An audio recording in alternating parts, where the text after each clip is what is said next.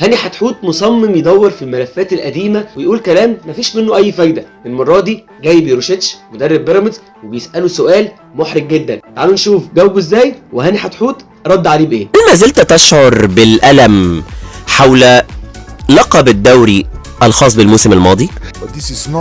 شيء طبيعي. لماذا؟ شيء طبيعي والسبب أعطيك مثالا. نعم. أنت تقود سيارتك أليس كذلك؟ نعم. سيارة جيدة أليس كذلك؟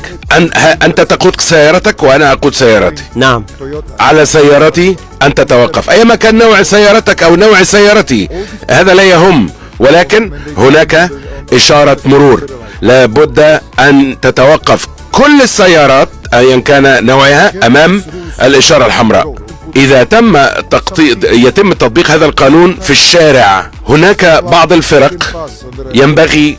بعض الفرق من الممكن أن تمر على الرغم من وجود إشارة حمراء. لماذا؟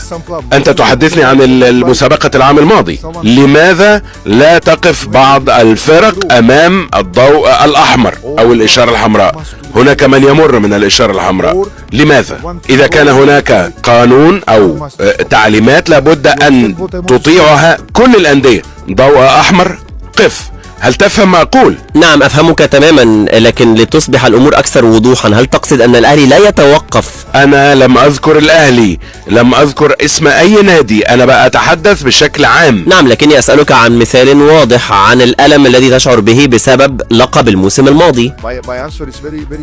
إجابتي واضحة والناس ستفهمها. طبعا كلنا فاهمين قصدك، معروف مين هو النادي اللي ما بيعديش اصلا على اشاره، ان الاشاره عنده بتعطل ما بتشتغلش، ما عندوش اصلا حاجه اسمها اشاره حمراء، بيعدي كل الخطوط الحمراء لان هو اصلا بيلبس احمر. هو النادي الاهلي ما عندوش الكلام ده. والسنه اللي فاتت حصل الموضوع ده مع نادي بيراميدز، لما المفروض كان يتخصم 6 نقط من النادي الاهلي واتخصم منه 3 نقط بس عشان ياخد بطوله الدوري. بس برضو ان جيتوا الحق بيراميدز ساعتها ضيع نقط كتير، وبرضه لازم يوروشيتش يعترف بده، لان انت المفروض تبقى عارف ان الكوره في مصر عندنا ما بتعترفش باي خطوط حمراء لانديه معينه، فانت المفروض كنت تكسب كل ماتشاتك وتعمل حساب الموضوع ده كويس. بس هنا عايز اتكلم في نقطه، هاني حتحوت عمال يلف ويدور وهو عارف يوروشيتش قصده ايه.